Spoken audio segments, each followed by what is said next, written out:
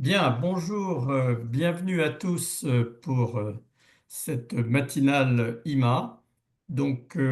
Avant d'introduire notre conférence et nos conférencières, un rapide point sur le programme. Donc, comme vous le savez, nous faisons toujours une pause pendant les vacances.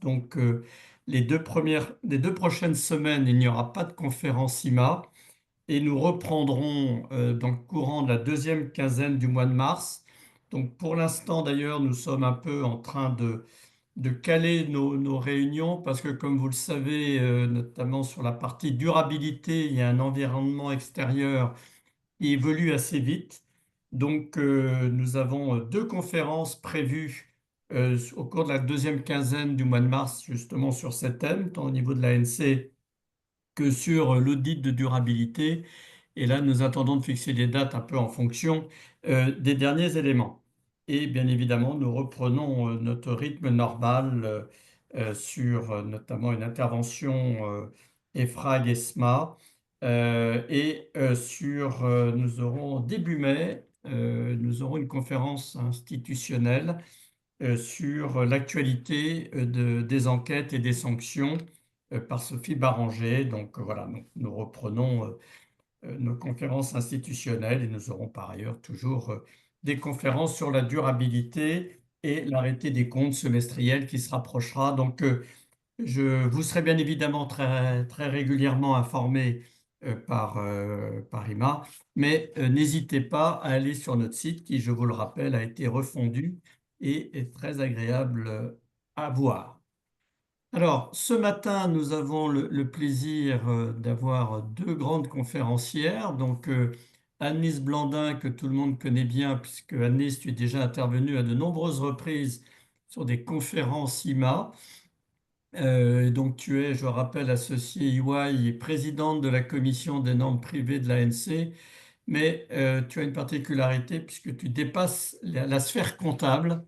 Hein, tu es très forte sur les aspects juridiques et autres, c'est très important en effet pour tout ce qui tourne autour des normes comptables. Donc merci Annelise, et tu es par ailleurs membre du conseil d'administration d'IMA et tu as toujours une approche très positive de nos conférences.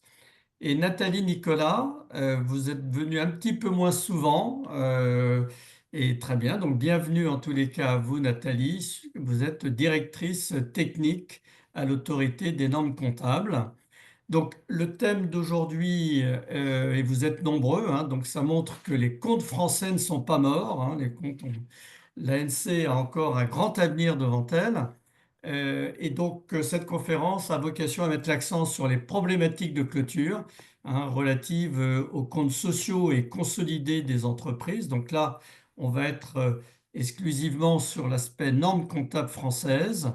Et donc, vous allez aborder un certain nombre de règlements comptables qui sont applicables pour la clôture 2024, notamment ce qui tourne autour des solutions informatiques, sur les certificats d'économie d'énergie, et puis bien évidemment d'autres sujets de clôture. Et vous reviendrez sur les changements induits, hein, puisque depuis le 1er janvier 2025, il y a un règlement sur la modernisation des états financiers pour l'établissement des comptes consolidés. Vous aurez l'occasion d'y revenir. Et puis enfin, et ça je pense, ça sera aussi très intéressant de vous entendre, vous reviendrez sur les travaux en cours de l'ANC, toujours le fameux sujet dette-fonds propres. Est-ce que c'est une dette ou est-ce que ce sont des fonds propres? Et c'est vrai qu'avec les difficultés actuelles de certaines entreprises, cette différence est importante. Et puis, le fameux, je dirais, serpent de mer sur la notion de produits de vente et de biens et de services, donc qui est un projet qui avait été initié sous la direction de Sonia Bonnet-Bernard, hein, notre présidente qui malheureusement n'est pas là ce matin, mais qui avait piloté le groupe de l'ANC en son temps. C'est le retour, je crois, Annelise et Nathalie, vous nous en direz un peu plus. Donc, j'ai été un petit peu long, mais ça permet aux derniers inscrits de nous rejoindre parce comme on a modifié notre logiciel de gestion, il peut y avoir parfois des petits bugs. On est encore un petit peu en phase de rodage. Pardonnez-nous s'il y a eu quelques petits loupés dans les réceptions de courriels, mais Laure, notre délégué, veille attentivement à tout cela. Donc, je vous rappelle que le schéma de cette conférence, c'est donc, je passe la main, bien évidemment, à Anne-Lise et Nathalie. Et ensuite, nous avons un temps de questions-réponses au bout d'une heure et quart à peu près, sachant que vous posez vos questions sur le module approprié Q&A, donc ce sont des questions écrites que vous pouvez poser de manière anonyme ou non anonyme. Donc, Annelise et Nathalie, c'est à vous. Merci, merci Patrick pour cette belle introduction qui effectivement introduit un peu les sujets que nous allons aborder. Je remercie aussi Nathalie parce que nous formons un duo maintenant bien établi hein, pour Lima sur l'actualité française. Donc Nathalie est toujours au rendez-vous pour l'ANC, donc c'est sympa. C'est sympa d'avoir la parole ANC avec la parole d'Anis Blondin. Euh, donc, rentrons effectivement tout de suite dans le vif du sujet. Donc, Patrick a déjà effectivement un peu introduit tous les sujets qu'on voulait vous présenter. On va revenir rapidement sur les règlements applicables à la clôture. Donc, on vous les avait déjà présentés l'année dernière en avant-première. On fera un rappel rapide sur ce qui est applicable vraiment à la clôture, un petit tour sur l'autre actualité, enfin les autres actualités. Et puis, je pense que ce qui pourra plutôt porter le cœur des sujets, c'est les règlements qui vont être applicables en 2025. Pour vous y préparer et pour que vous soyez informés sur tout ce qui va attendre enfin, tout ce qui va vous, j'allais dire vous arriver, non, ça va, c'est pas que ça va vous arriver, mais tout ce qui va améliorer les comptes, on va dire, pour 2025, avec, alors en 2025, un point particulier, alors c'est 2025-2024, on va dire, mais sur l'information sur les honoraires des CAC, on va voir, c'est un petit point. Et puis, un point important sur effectivement les travaux en cours et les perspectives, donc comme l'a dit Patrick, hein, la comptabilisation des produits le, le, un petit peu serpente-mère de l'ANC. On vous en dira des nouvelles. Et puis surtout aussi les projets futurs, les travaux en cours. Et là, il y a quand même des choses importantes sur la durabilité, sur les titres. Enfin voilà, on verra tout ça. Alors, je laisse immédiatement la parole à Nathalie pour déjà tous les règlements qui sont applicables donc, à la clôture 2024. Donc là, c'est vraiment une actualité de clôture. Oui, merci Anise, merci Patrick. Oui, donc là, on vous rappelle les règlements de l'ANC applicables à la clôture 2024. Comme l'a dit Anise, c'est un petit rappel, on les avait présentés il y a un an au moment de leur entrée en vigueur. Et là, ils trouvent pleinement à s'appliquer au moment où les arrêtés sont établis. Alors, on fait deux points sur, d'une part, les solutions informatiques et d'autre part, les certificats d'économie d'énergie. Alors, concernant les solutions informatiques, il y a un règlement donc, qui s'applique à compter du 1er janvier 2024 qui s'applique au titre des coûts engagés à compter des exercices ouverts à cette date.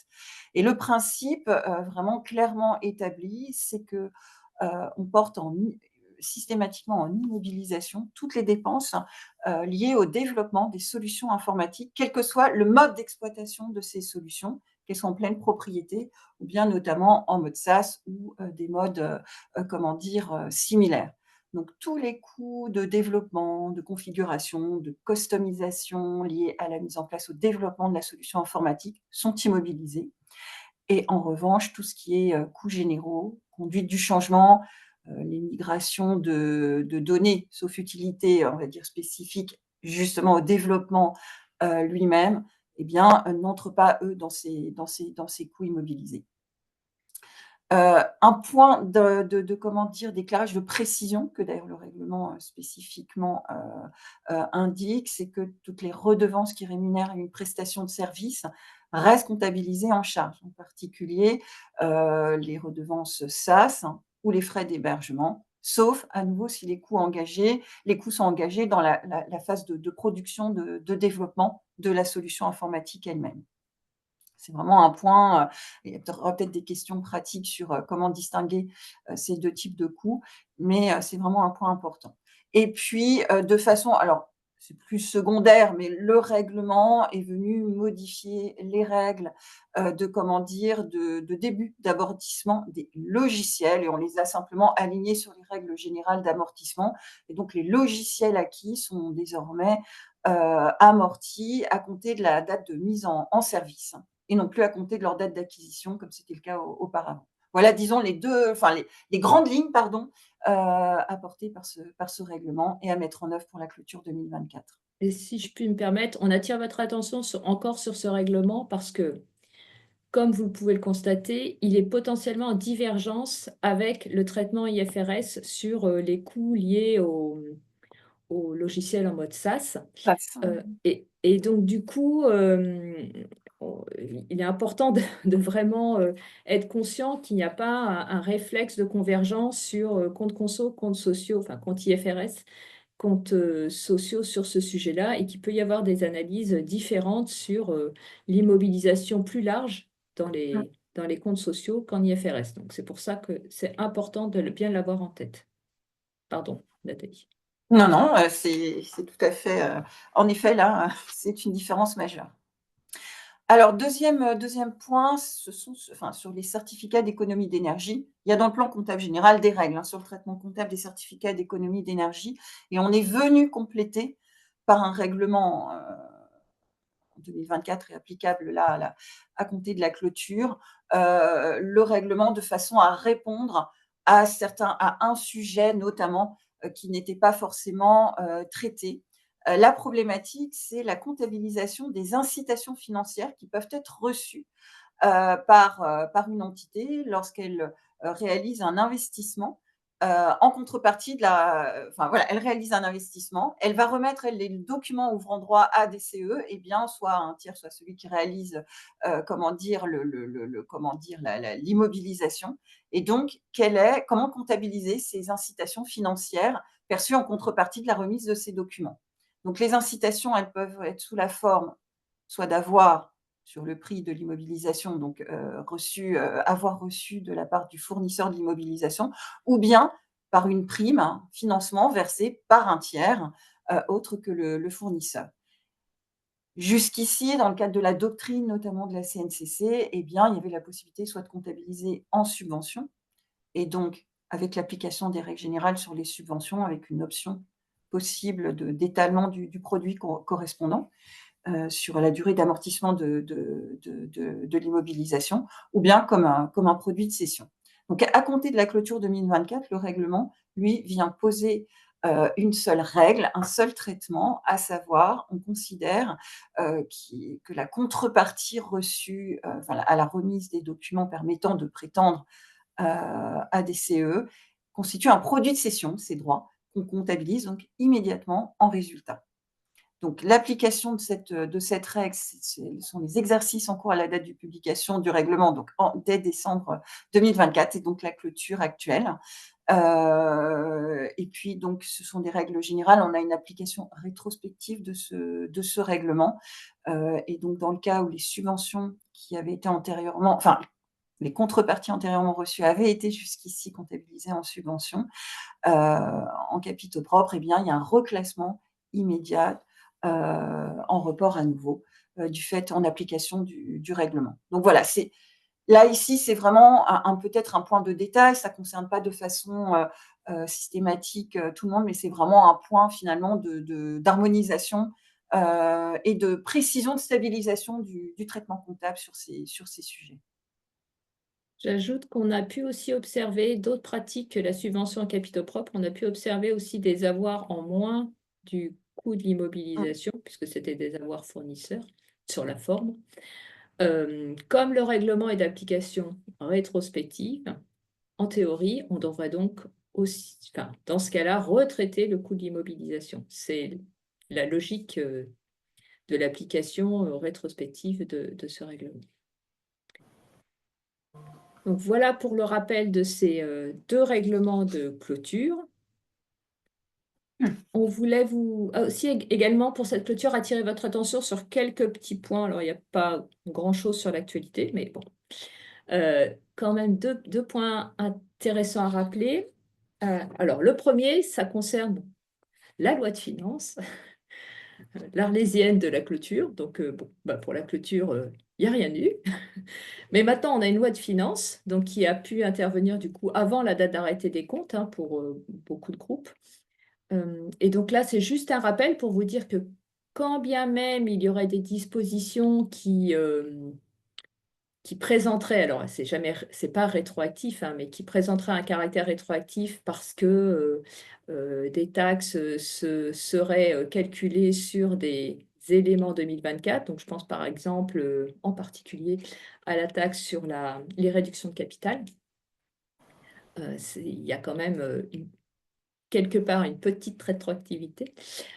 Quand bien même ça pourrait paraître rétroactif, il n'y a pas d'impact de cette loi de finances sur les comptes 2024, puisque à la clôture 31/12/2024, tous ces éléments-là n'existaient pas.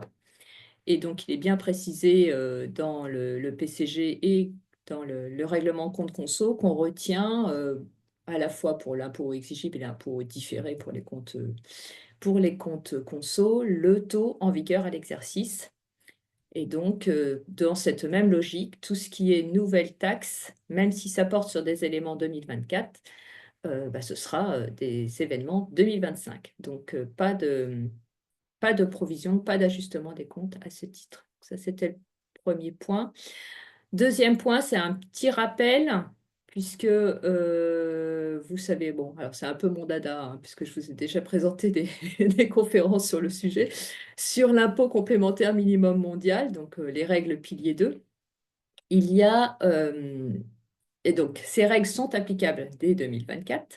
Et donc si vous avez des impôts complémentaires à comptabiliser à ce titre dans le groupe, même pas forcément sur des sociétés françaises, hein, mais dans le groupe, dont serait redevable la mère française, il y a bien lieu, dès la clôture, de provisionner, enfin, d'estimer cet impôt complémentaire et de le comptabiliser en impôt exigible. Je dis provisionner si c'est de l'estimation, mais en vrai, c'est de l'impôt exigible, même si le paiement interviendra et la déclaration interviendront qu'en 2026. Donc ça, c'est vrai dans les comptes conso, mais c'est aussi vrai dans les comptes sociaux, hein. Dans les comptes sociaux, par exemple, d'une tête de groupe qui est redevable d'un impôt complémentaire, je ne sais pas où, dans le monde, dans les comptes sociaux, il y a bien un impôt exigible, même si, encore une fois, il ne sera déclaré et payé qu'en 2026.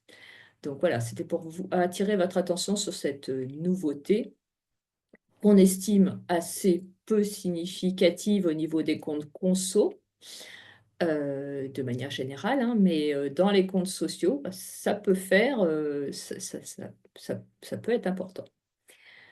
Et deuxième petite mention sur ce point-là, alors ça concerne là pour le coup les comptes conso règles françaises. Bon, c'est la même chose en IFRS, mais il se trouve que là on parle des règles françaises. Dans les comptes conso, en annexe, pensez bien à dissocier, à différencier l'impôt exigible au titre de pilier 2 de l'impôt qui n'est pas, référent à pilier 2, donc l'impôt que vous avez traditionnellement. Voilà pour ces deux petits points fiscaux. Un autre sujet, rien à voir, mais qui est aussi en lien avec la fiscalité et qui est en lien avec le gros sujet. Le sujet fiscal qui a un peu développé les débats ces derniers temps sur comment comptabiliser, enfin comment qualifier des titres nouvellement souscrits lorsqu'on le recapitalise une filiale dans le but d'une cession. Alors, il y a déjà eu des développements sur ce sujet-là. Mais ce qu'il y a de nouveau à la clôture, c'est qu'il y a eu un nouvel arrêt du Conseil d'État qui a précisé que lorsque l'on recapitalise une filiale avant une TUP, en l'occurrence c'était une TUP, une dissolution sans liquidation de la filiale. Dans ce cas-là, les titres que l'on avait nouvellement souscrits au moment de la recapitalisation restaient bien qualifiés de titres de participation. Donc ça, c'est ce qu'a conclu le Conseil d'État. Et pourquoi on vous en parle aujourd'hui? Parce qu'en fait, c'est également la position comptable qui a retenu l'ANC, puisque pour cet arrêt du Conseil d'État, l'ANC avait été saisie au préalable, et donc l'ANC avait précisé au Conseil d'État qu'elle estimait qu'au cas d'espèce, les actifs et les passifs restant sous le contrôle de l'entité qui avait recapitalisé, l'entité mère, qui avait tupé, eh bien, le lien durable était maintenu. C'est effectivement logique. Le lien durable était maintenu et de ce fait, les titres nouvellement souscrits répondaient bien encore à la définition des titres de participation. Donc ça, c'était dans un cas, donc vous voyez, on n'est pas dans la cession, on n'est pas dans la cession extérieure, on garde les actifs et les passifs, c'est juste que les titres ont disparu et ont été remplacés par les actifs et les passifs sous-jacents. En cas de cession de la filiale, donc là, on recapitalise une filiale en cas de cession et on la cède derrière dans le but de la céder. Donc là, vous vous rappelez l'épisode sur les établissements de crédit, où là, le Conseil d'État s'est prononcé sur le fait que lorsqu'un établissement, alors c'est l'arrêt Crédit Agricole, lorsqu'un établissement de crédit recapitalise sa filiale dans un objectif de cession, les titres nouvellement souscrits en but de cette cession ne sont plus des titres de participation. Alors cet arrêt-là avait également, et c'est là que c'est intéressant, suivi l'avis de l'ANC, qui avait été interrogé dans le cadre de la procédure contentieuse, mais l'ANC ne s'est prononcée que sur les règles comptables bancaires qui autorisent spécifiquement à classer différemment les titres d'une même filiale selon la stratégie de chaque acquisition.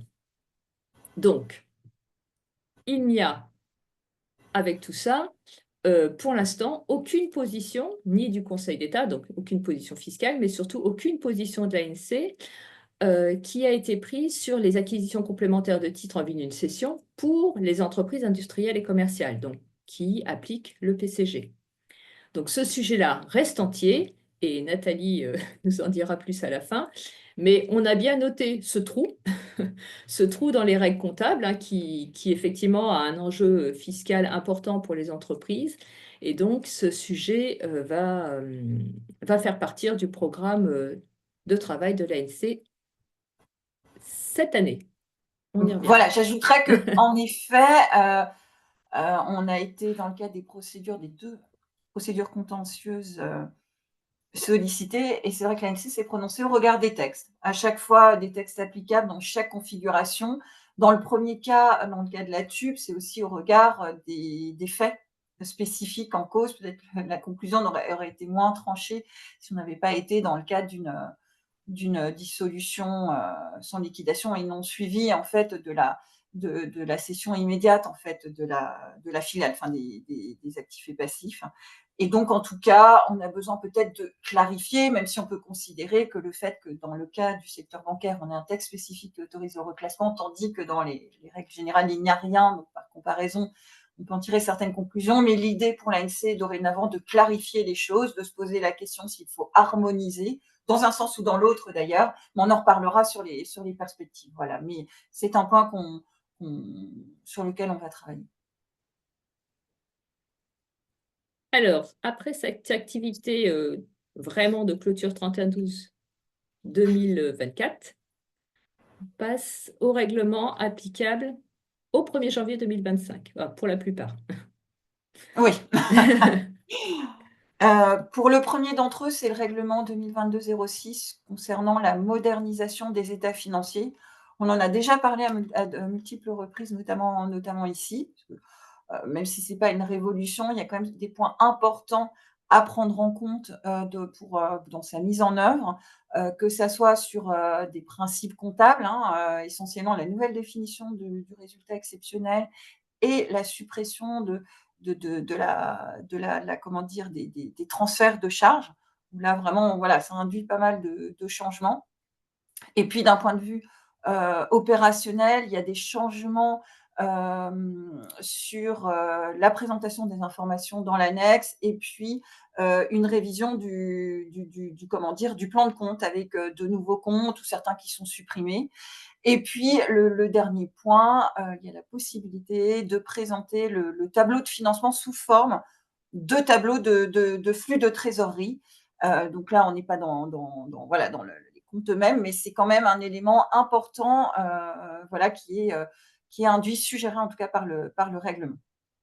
Alors peut-être pour rappeler un petit peu les grandes lignes de ce règlement, et notamment donc le changement de définition du résultat exceptionnel.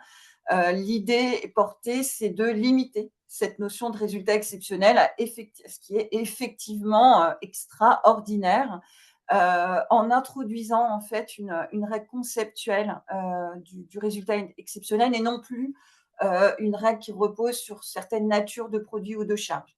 Dorénavant, en fait, il y a une analyse à mener et donc on définit le résultat exceptionnel comme étant constitué des produits et des charges qui sont directement liés à un événement majeur et inhabituel, et non plus, donc, comme je vous l'indiquais, par une nature de charges et de produits expressément désignés comme étant exceptionnels. Et donc, de ce fait, il y a donc une analyse à faire et de ce fait, ça vient limiter les éléments qui sont inscrits par nature en résultat exceptionnel, sauf une seule exception, sont les écritures comptables d'origine purement fiscale qui, elles, restent, quoi qu'il en soit, et sans qu'il y ait une analyse à mener, des éléments constitutifs du résultat exceptionnel. On a cité les amortissements dérogatoires. Il y a également donc les corrections d'erreurs et les changements de méthode inscrits en résultat pour des raisons fiscales. Donc, du fait de cette nouvelle définition, on a modifié également les modalités de comptabilisation pour les éléments qui, dorénavant, ne sont plus nécessairement en résultat exceptionnel pour permettre de faire d'enregistrer à bon escient en fait ces coûts et ces charges, et donc ça peut entraîner par cette définition finalement des reclassements dans le plan de compte. Donc on a le résultat de cession donc des actifs corporels et incorporels qui vont se retrouver, sauf à moins d'être qualifiés d'exceptionnels, dans les charges des produits d'exploitation spécifiques. Alors, on avait fait une petite mention, sauf si chiffre d'affaires, mais ça on le corrigera parce que c'était en perspective de notre règlement sur les produits, mais il y a des évolutions sur ce point-là, donc on le corrigera dans les slides définitives. Pour les résultats de cession des immobilisations financières, elles se retrouvent classées en résultats financiers. Toujours un modulo, le fait que j'ai mené mon analyse, je vérifie que je ne suis pas dans un événement majeur et inhabituel. Et si je ne suis pas dans ce cas-là, donc j'ai ces reclassements. Sur tout ce qui est pénalité sur marché, des amendes, ça sera classé en autres charges et produits d'exploitation. Les dons et libéralités également ne sont plus par nature de nature exceptionnelle. Ils se retrouveront donc en résultat d'exploitation. Et pour les subventions, qu'elles soient d'investissement particulier ou d'équilibre, elles se retrouvent là encore en résultat d'exploitation en subvention. Voilà, donc des reclassements et une analyse à mener. On a rappelé dans la slide suivante finalement un petit peu les étapes de raisonnement, à savoir, de l'analyse d'un rattachement résultat exceptionnel, à savoir, y a-t-il un événement qui peut être qualifié de majeur inhabituel? Il y a quelques critères dans le plan comptable général pour les apprécier. Il faut vraiment que c'est un impact, sur l'appréciation et que ce soit quelque chose qui ne se soit pas produit dans le passé et qui ne soit pas amené à se reproduire à l'avenir. Selon s'il y a un événement ou pas, on va classer directement en résultat d'exploitation ou bien en résultat exceptionnel. Alors, potentiellement en résultat d'exceptionnel, si donc, il existe un événement qualifiable de majeur inhabituel, dans ce cas-là, on doit vérifier si les charges et les produits sont directement liés à cet événement. Si ce n'est pas le cas, c'est du résultat d'exploitation. Et quand bien même elle serait directement liées à cet événement majeur et inhabituel, il faut en fait s'assurer que les charges délais produits n'auraient pas été de toute façon constatées en l'absence de cet événement. J'ai par exemple des charges de personnel, liées au fonctionnement d'une de mes, je sais pas, de mes usines. Il y a un événement qui vient peut-être détruire, une destruction, une fermeture de l'usine. Eh bien, les charges de personnel que j'aurais enregistrées de toute façon dans le cadre du bon fonctionnement de l'usine, eh bien, certes, elles sont supportées, elles donneront lieu peut-être à des indemnisations, comment dire, des indemnités d'assurance ou autres, mais néanmoins, elles sont peut-être liées à l'événement majeur inhabituel, mais elles auraient été supportées en l'absence de cet événement majeur et inhabituel. Et donc, de ce fait, elles ne seront pas prises en compte comme dans le résultat exceptionnel. Donc voilà, il y a cette différente gradation dans le raisonnement. L'événement majeur et inhabituel n'est pas suffisant, en tout cas, pour qualifier un produit ou une charge d'exceptionnel. Voilà. Donc le plan comptable général a un détail de ces différentes étapes d'appréciation. Voilà, là on les a résumées pour vraiment attirer votre attention sur ce point. Donc peut-être, je ne sais pas, Annie, si tu veux faire un point Oui, sur là en fait c'était juste un slide pour attirer votre attention sur l'impact sur la participation. Pour l'instant, on n'a pas eu de commentaires en fait sur ce texte modernisation, ni sur l'impact sur la participation, ni sur l'impact sur la CVE. À l'époque, quand on a sorti le règlement, on pensait que la CVE allait, allait disparaître. Bon, non seulement elle n'a pas disparu, mais même sa baisse de taux est remise en cause, hein, puisque vous avez vu qu'il y avait une contribution exceptionnelle, bon, voilà, qui compense la baisse de taux. Donc, puisqu'il y a forcément des impacts sur la valeur ajoutée, puisqu'on remonte des éléments d'exceptionnel en exploitation, il y a nécessairement potentiellement des impacts. Regardez bien sûr au cas par cas sur la participation et bien sûr sur la CVAE. Également un point sur les conséquences potentielles sur les contrats, mais on avait mis, enfin l'ANC avait prévu un délai d'application assez long, hein, puisque le règlement est 2022. Pour qu'il puisse y avoir une adaptation en fait des clauses contractuelles ou même des contrats d'intéressement pour tenir compte de cette nouvelle valeur ajoutée avec moins d'exceptionnel. Peut-être aussi un petit point d'attention par rapport à cette définition du résultat exceptionnel, et on le verra sur les modalités de première application. Et ça, c'est un point pour la clôture 2024, parce que, comme vous le verrez, comme Nathalie vous le dira, en 2025, les produits et les charges seront classés selon la nouvelle définition du résultat exceptionnel, sans tenir compte du classement antérieur. Ce qui veut dire que si vous avez passé des provisions en 2024, leur reprise, ainsi que les charges correspondantes, hein, les charges qui vont correspondre à l'événement qui a créé la provision, elles seront potentiellement reprises dans le résultat d'exploitation, selon la nouvelle définition du résultat exceptionnel, alors même que les dotations 2024 auront pu être constatées en charge exceptionnelle. Donc le petit point d'attention, c'est de se dire, si vous dotez des provisions cette année,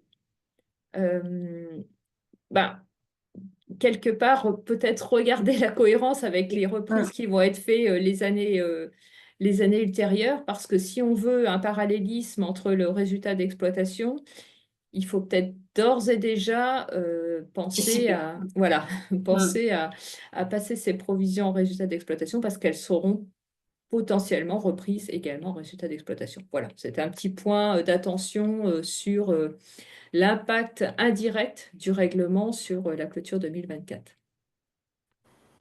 Je te repasse la parole. Oui. Oui, un autre point en termes de traitement comptable que porte le règlement, c'est la suppression du compte de transfert de charges. Et donc le règlement comment dire, compense cette suppression en prévoyant bien, des traitements alternatifs et des comptes spécifiques pour les principaux usages de transfert de charges qu'on avait pu identifier. qu'on avait pu identifier. Donc là, on a donné quelques exemples. Par exemple, pour les charges destinées à être activées, telles que les frais d'émission d'emprunt, hein, c'est l'exemple principal. Eh bien, on a une comptabilisation directement en compte 480 et puis une reprise qui est prévue alors on a spécifié les comptes en passant donc du compte 480 frais d'émission d'emprunt crédité par le débit du compte 68-62 dotation aux amortissements des frais d'émission des emprunts. Donc finalement, un passage direct sans un compte pivot qui était le compte transfert de charge. Donc là, ça c'est spécifiquement prévu dans notre règlement pour ce qui est des frais d'émission d'emprunt. Dans le cas, on va dire, général de charge, en fait, c'est la logique de reclassement de charge au sein du compte de résultat, eh bien, là, on va comptabiliser finalement le compte on va créditer le compte qui a été initialement, utilisé, pour aller enfin débiter, le compte de charge, exact, en fait, si j'ose dire. Donc là, voilà, on introduit un peu une logique nouvelle, à savoir de créditer les comptes de charge afin de pouvoir permettre ce reclassement. Donc là, c'est quelque chose vraiment d'inédit, qu'on souligne, aujourd'hui et qu'on a souligné dans nos différentes présentations.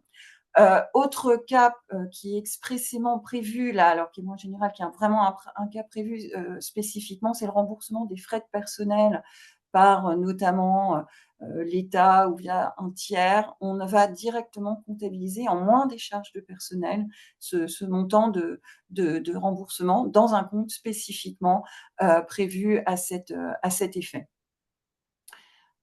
Et puis, pour les indemnités d'assurance, voilà, on va les classer en autres produits, les montants en cause. Donc vous voyez en fait un panel de nouvelles solutions comptables, de nouveaux traitements comptables prévus par le règlement et puis avec la règle générale pour le reclassement d'un compte de charge à un autre, via le crédit du compte de charge initialement, utilisé. Voilà, donc ça c'est vraiment quelque chose d'important à prendre en compte pour bien finalement créer de nouvelles habitudes, j'allais dire, si j'ose dire.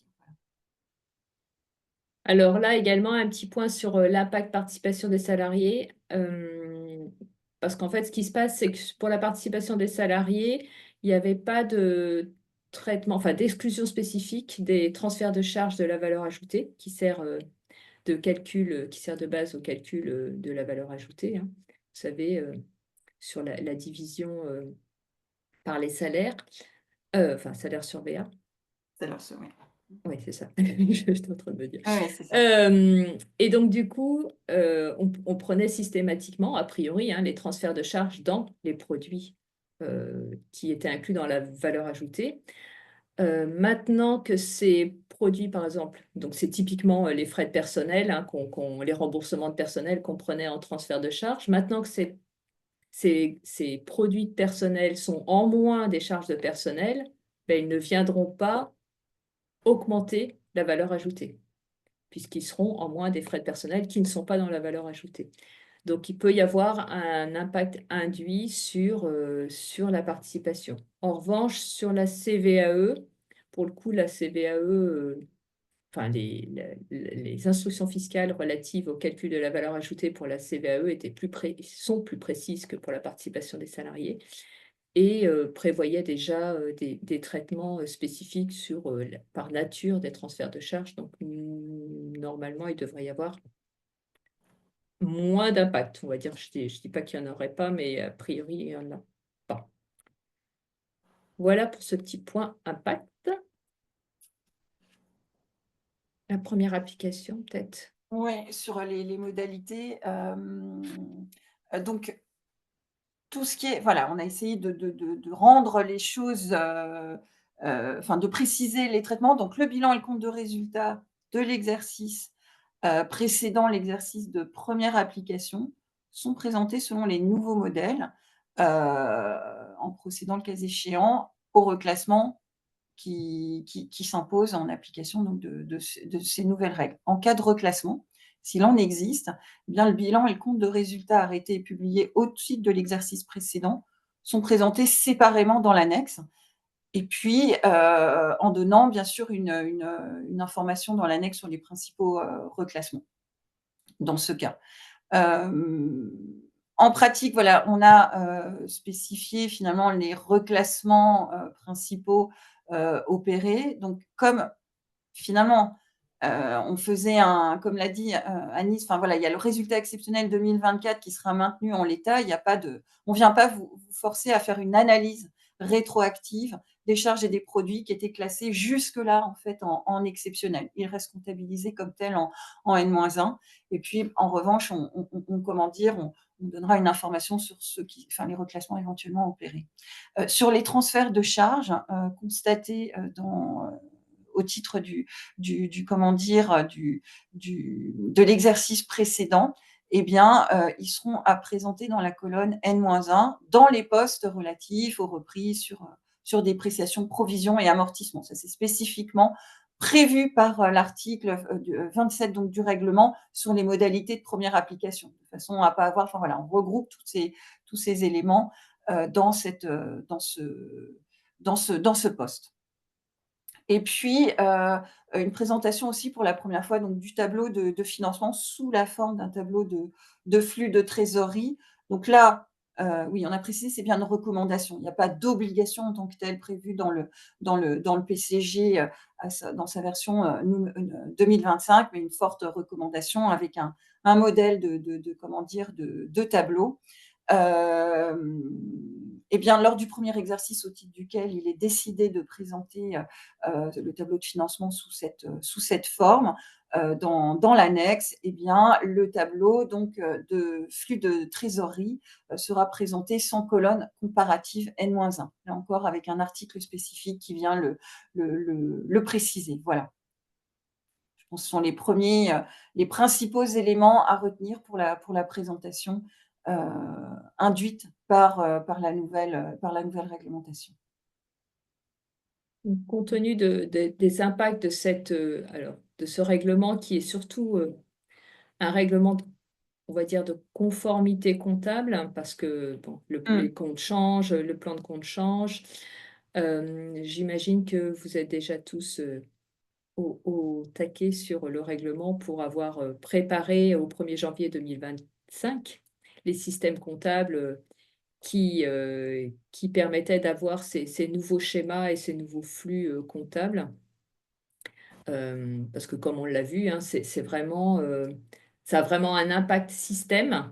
Et c'est pour ça qu'on en a parlé déjà beaucoup au cours de 2024, au cours de l'année 2024. Ça a vraiment un impact système qui était nécessaire d'anticiper bien avant la clôture. Et puis, ça aura un impact potentiellement fiscal et social, plus contractuel. Donc, c'est des choses qui doivent être anticipées.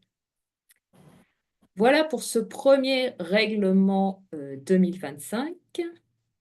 Alors peut-être je rebondis parce que Ouais. je vois qu'il y a certaines questions et je vois que notamment il y a Ah. une question sur le fait, voilà, la question, je la lis, c'est confirmez-vous que ces nouveaux comptes ont obligatoirement commencé à être utilisés depuis le 1er janvier 2025 puisque modifiant le plan comptable, ou peut-on se contenter de créer les comptes et de reclasser en fin d'année? Et ça fait un peu écho à ce que tu viens d'indiquer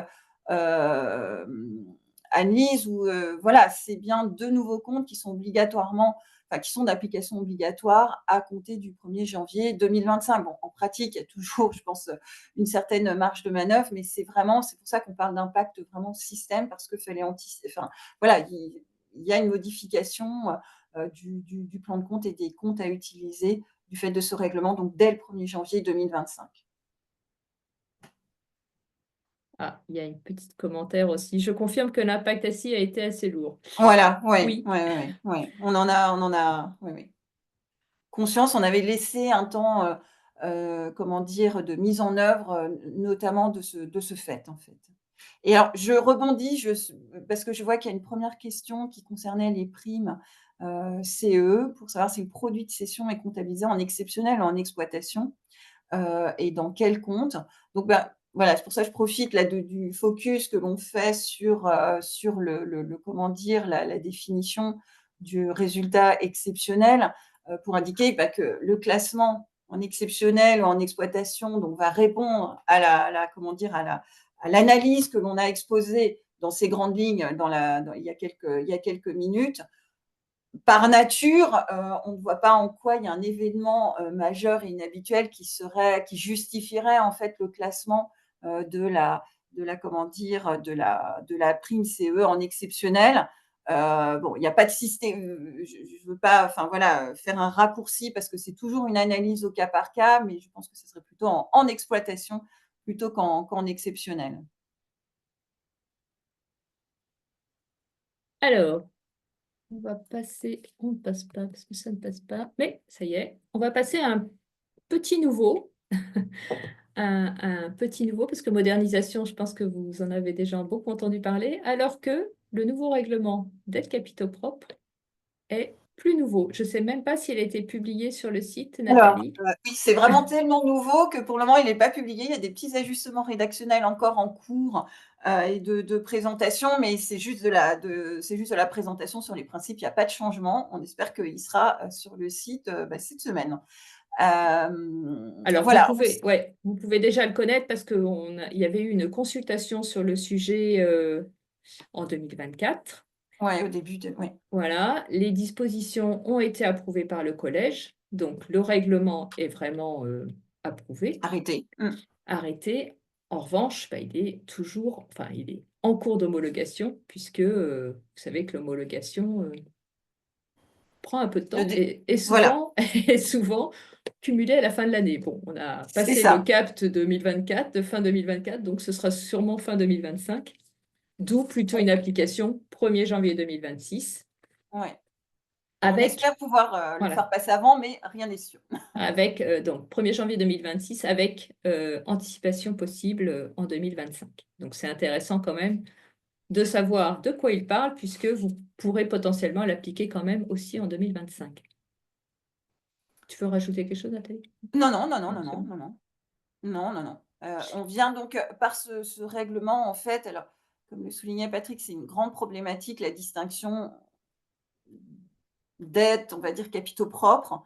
L'originalité dans notre plan comptable général, et dans le code de commerce, c'est qu'il est prévu finalement une ligne intermédiaire entre les dettes et les capitaux propres qui est nommée autres fonds propres et qui jusqu'ici était prévu dans le plan comptable général, mais simplement sous la forme d'une possibilité de créer cette ligne si comment dire, on avait des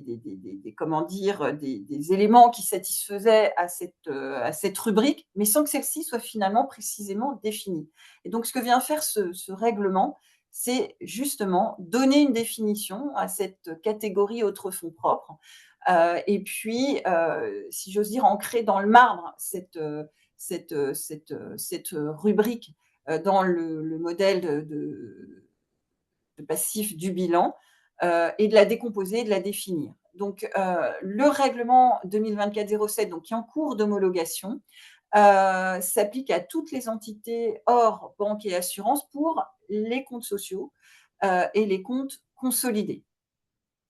Donc, l'application obligatoire envisagée, enfin, c'est les exercices ouverts à compter du 1er janvier 2026, parce que tout dépendra donc de la date d'homologation, comme le disait Anne-Lise, avec une application possible par anticipation dès la date de publication au journal officiel. Donc, potentiellement aux exercices 2025. Et puis, une application donc, rétrospective pour les instruments qui seront toujours au bilan, au jour d'ouverture du premier exercice d'application. Donc, comme je le disais, l'objectif, c'est de définir la rubrique autres fonds propres comme une partie à part entière du bilan, que ça soit donc dans les comptes sociaux et dans les comptes consolidés. Et juste sur les comptes consolidés, pour le moment, on a un modèle, disons, en quelque sorte fixe et figé, mais il y a une recommandation de l'ANC qui avait laissé la possibilité en 2022 sur les modalités de première application du règlement sur les comptes consolidés établis en langue française, qu'il était possible de présenter au passif cette ligne autres fonds propres sous réserve d'en indiquer la composition dans l'annexe des comptes consolidés. Voilà, c'est juste pour clarifier l'état du droit actuel. Donc, notre nouvelle rubrique au passif du bilan autres fonds propres, c'est une rubrique obligatoire et elle a 3 composantes, trois postes, les fonds non remboursables, les avances conditionnées et les droits du concédant. Dans les 3 postes, finalement, on a les avances conditionnées. Bon, ils étaient en quelque sorte d'ores et déjà cités, mais de façon très rapide. Mais la vraie nouveauté, c'est quand même la partie sur les fonds non remboursables. On est venu apporter une définition de cette catégorie particulière. Et d'ailleurs, on est venu la qualifier.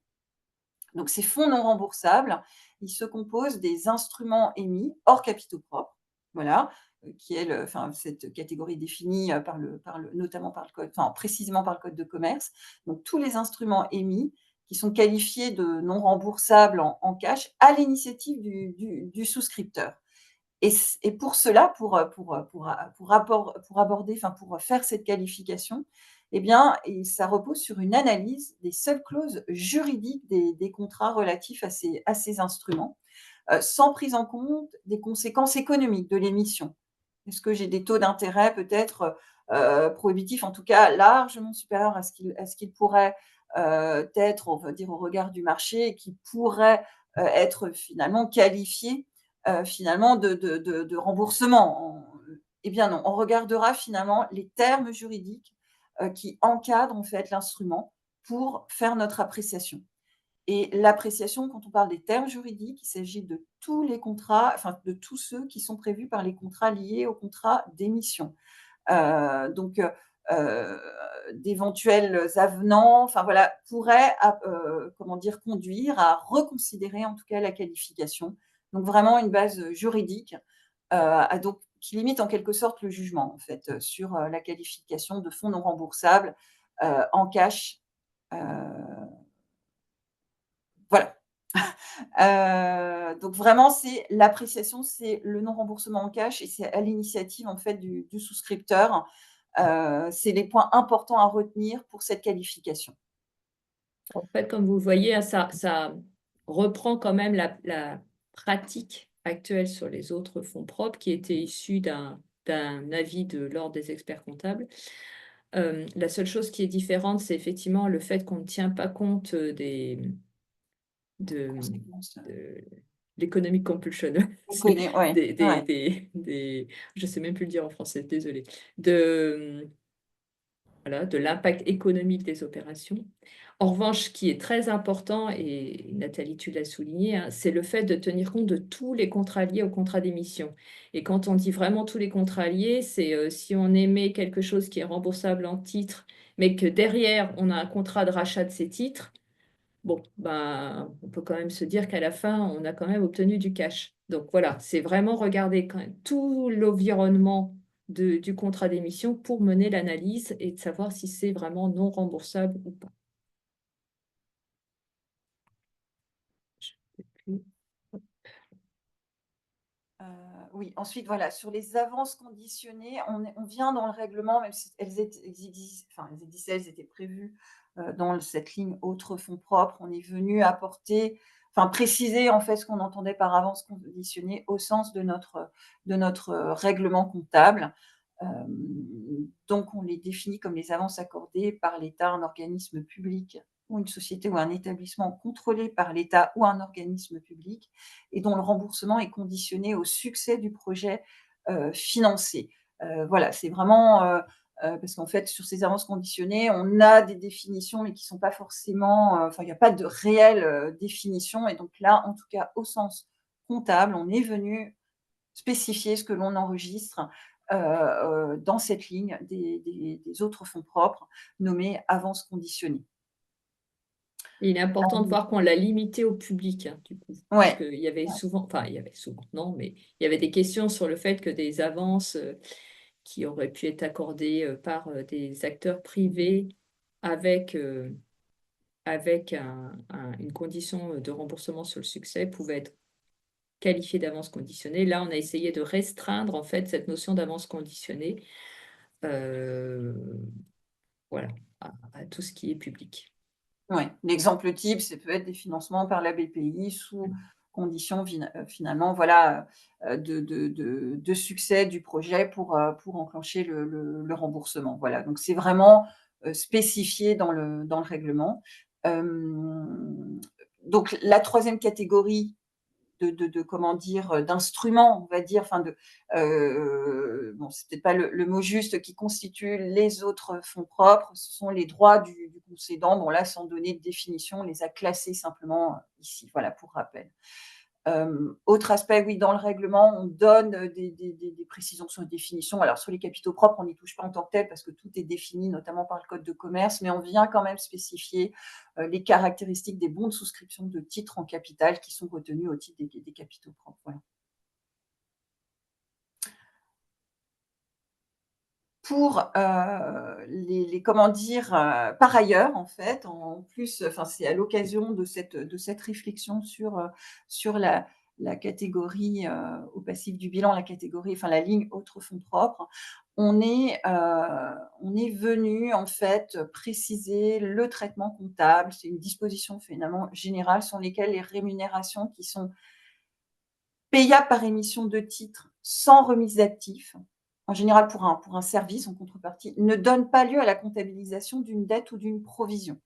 Voilà, on est venu spécifier, ce sont des cas vraiment très particuliers, très, très limités, on pense, mais néanmoins, et ça c'est à l'occasion finalement de l'examen du cas d'intérêt d'un instrument dont le paiement est contractuellement prévu par émission de titres que la question a été soulevée.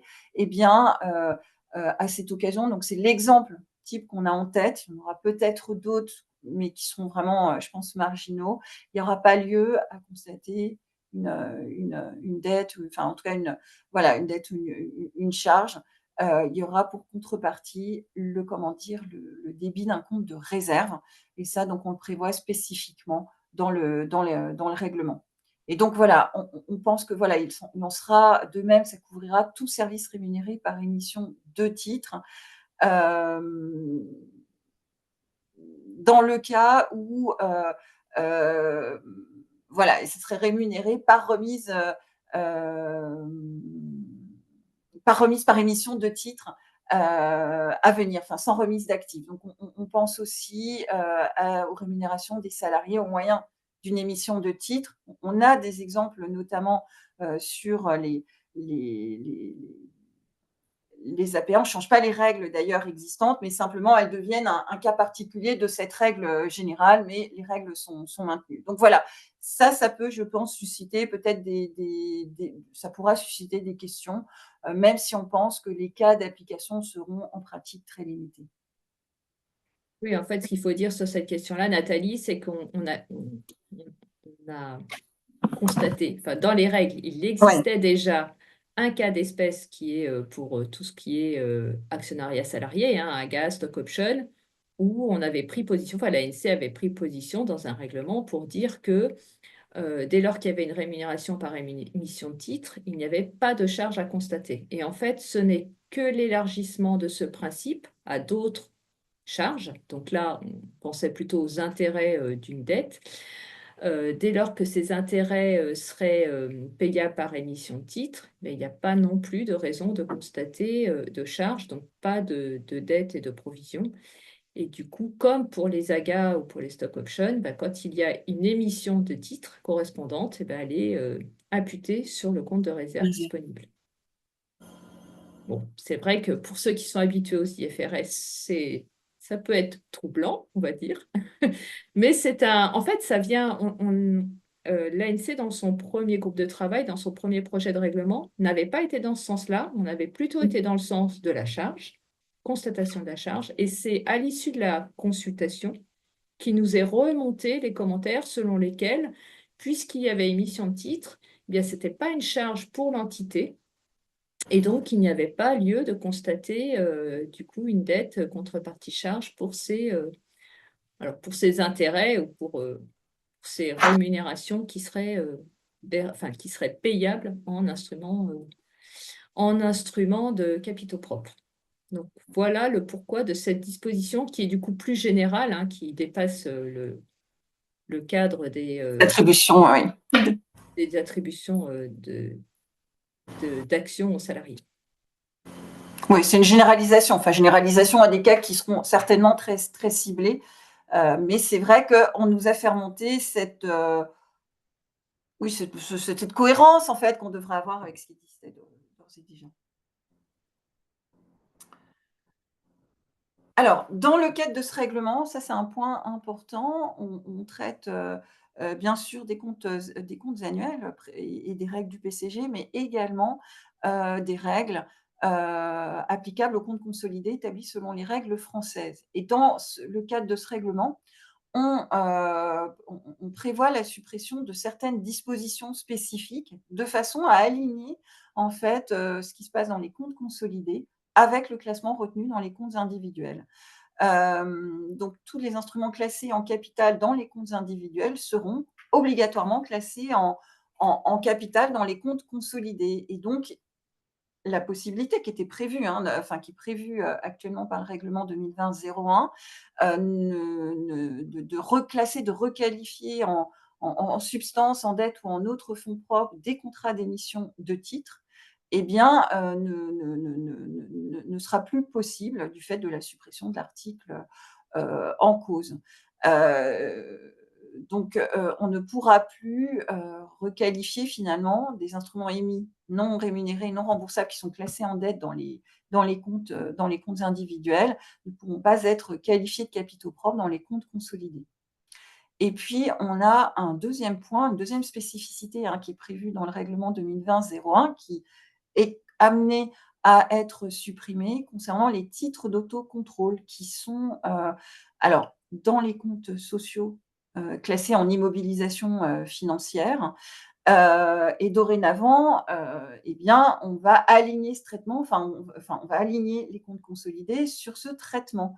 Et donc, elles ne seront plus actuellement dans les comptes consolidés. Elles sont imputées sur les capitaux propres consolidés. Ça ne sera plus le cas.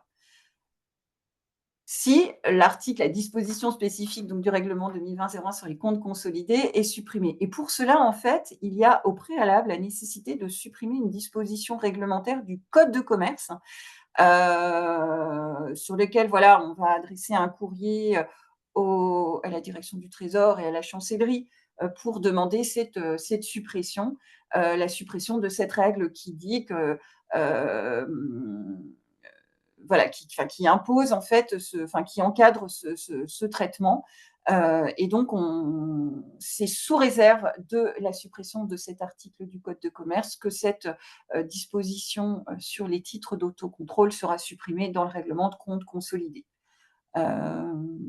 Voilà ce qu'on peut dire pour le moment. Évidemment, on vous tiendra informé des évolutions. Donc, on va mettre en ligne le règlement dette autres fonds propres, mais on signalera bien que pour cette disposition sur les titres d'autocontrôle dans les comptes consolidés, eh bien, c'est sous réserve de la modification du Code de commerce. Voilà.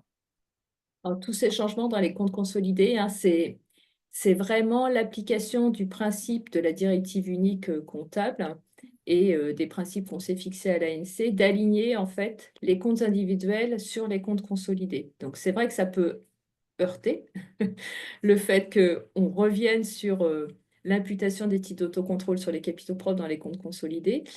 Mais comme on veut respecter cette logique de les comptes individuels, enfin les règles comptables applicables aux comptes individuels sont les mêmes que les règles comptables applicables aux comptes consolidés, sauf bien sûr au mécanisme de consolidation, effectivement, ça nous a entraîné, imposé le fait que, puisqu'on voulait le respect de ces règles-là, le capital devait être donc défini de la même façon et en faisant ce cheminement, on est arrivé à la conclusion qu'on était obligé de changer les comptes consolidés si on voulait garder dans les comptes sociaux la non-imputation des actions propres sur les capitaux propres. Et comme on n'a pas voulu aller dans cette voie qui aurait pu avoir un impact sur les capitaux propres sociaux de nos entreprises, voilà, la conclusion logique a été de dire, c'est dans les comptes consolidés qu'il faut qu'on change et qu'il faut qu'on laisse du coup les actions d'autocontrôle à l'actif du bilan.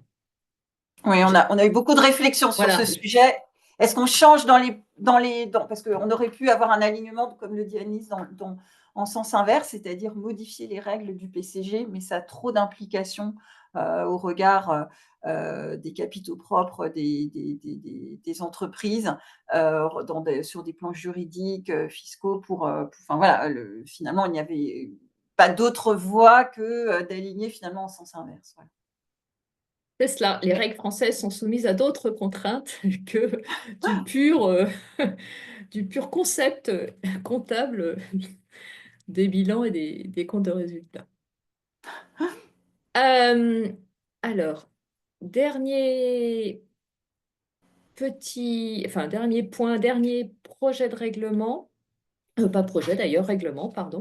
Dernier règlement qui a été, lui, par contre, homologué à la fin de l'année, mais qui n'est applicable qu'au 1er janvier 2025 et qui correspond à un règlement qui modifie à la marge les comptes consolidés en règle française sur 2 points sur lesquels on va passer relativement vite parce que vous êtes un peu moins concernés par les comptes consolidés en règle française, j'imagine, puisqu'il y a moins de groupes concernés. Alors, modification sur 2 points, les regroupements sous contrôle commun.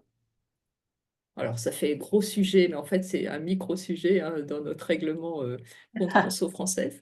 Et un petit point, des précisions sur la présentation des écarts d'acquisition, essentiellement au compte de résultat. Donc, ce règlement modifie Peut-être, Eunice, le... tu peux peut-être faire défiler les slides juste pour le... Parce qu'il ne défile pas là? Moi, je ne les vois pas, mais Non, non, peut-être. ils n'ont pas défilé, donc Voilà. Ah, c'est bizarre, on moi, il reste sur le défile. slide 26. Ouais, Ah, sur ah. la dette autres fonds propres. Alors, je ne sais pas pourquoi, parce que moi, il défile. Comment je... Alors, je vais arrêter, je vais recommencer. Désolée pour ce petit intermède technique.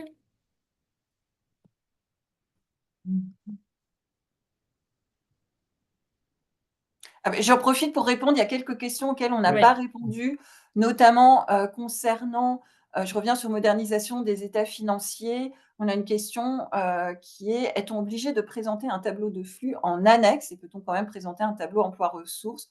Donc, à nouveau, enfin, le tableau de flux en annexe, ce n'est pas obligatoire, c'est plutôt une recommandation et c'est pour présenter le tableau de financement. Donc, ce n'est pas une obligation, en tout cas, de faire figurer le tableau de flux en annexe. Voilà. Et Est-ce voilà, que on vous... est arrivé. Voilà. Ouais, c'est bon? On va OK. à la dernière question. Ah bah désolé, moi ça défilait. Alors, donc dernier règlement pour 2025, donc ce règlement compte conso. Donc comme je vous le disais, une modification sur les regroupements sous contrôle commun. Alors je vous rappelle quand même, petit contexte, dans le règlement compte conso en règle française, on a une méthode optionnelle qui permet de comptabiliser un regroupement d'entreprises sous contrôle commun à la valeur nette comptable des actifs et des passifs de l'entité regroupée. Mais c'est une option. Et cette option s'exerce uniquement dans certains cas, essentiellement, on va dire, en gros. Ça s'applique lorsque le regroupement sous contrôle commun est fait par émission de titres, est rémunéré par émission de titres, et plutôt dans les conditions des fusions et des apports en VNC dans les comptes sociaux, même si ce n'est pas tout à fait le même périmètre, mais en gros, ça visait ces opérations-là qui étaient faites en VNC dans les comptes sociaux et qu'on voulait retrouver potentiellement sur option à la VNC dans les comptes conso.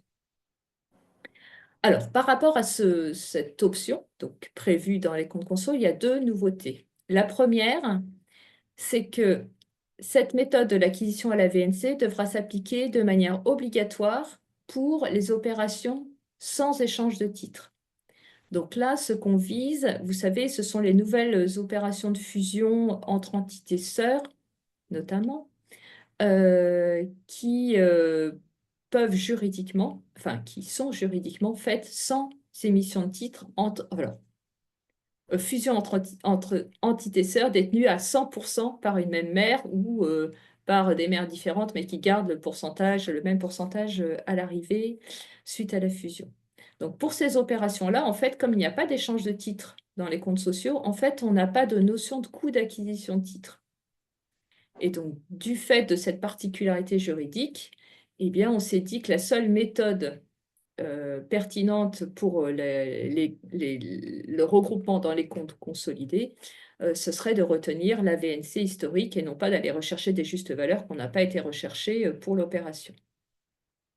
Donc du coup, un peu de la même façon que dans les comptes sociaux, on va enregistrer dans le sous-groupe sous contrôle commun, donc dans le sous-groupe de l'absorbante, la VNC des actifs et des passifs de l'entité absorbée, en contrepartie des capitaux propres, puisqu'on n'a pas de titre.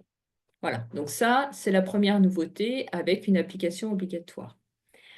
La deuxième nouveauté sur cette méthode optionnelle, donc là on revient sur l'optionnalité de cette option d'acquisition à la VNC, c'est qu'elle pourra être appliquée pour les regroupements d'entreprises sous contrôle commun de personnes physiques.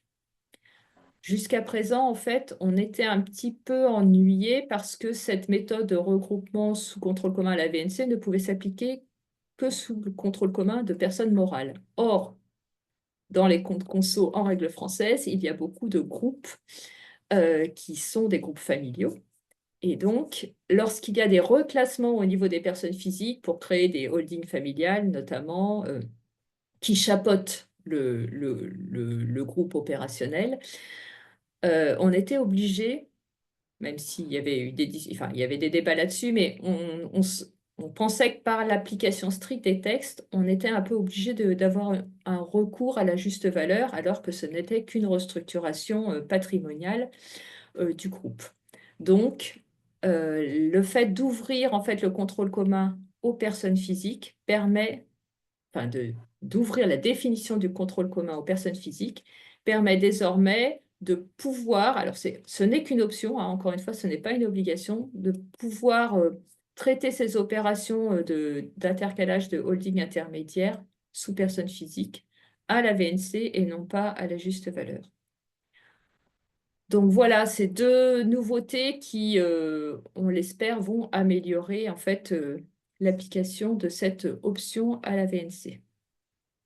Alors, toujours dans un objectif d'amélioration, le champ de ces opérations a été clarifié sur plusieurs points, notamment le fait que les titres peuvent être émis par la CIB, donc ça veut dire que les opports à l'envers peuvent être concernés, que l'émission de titres peut être faite par n'importe quelle filiale du groupe, c'est pas forcément par la mère.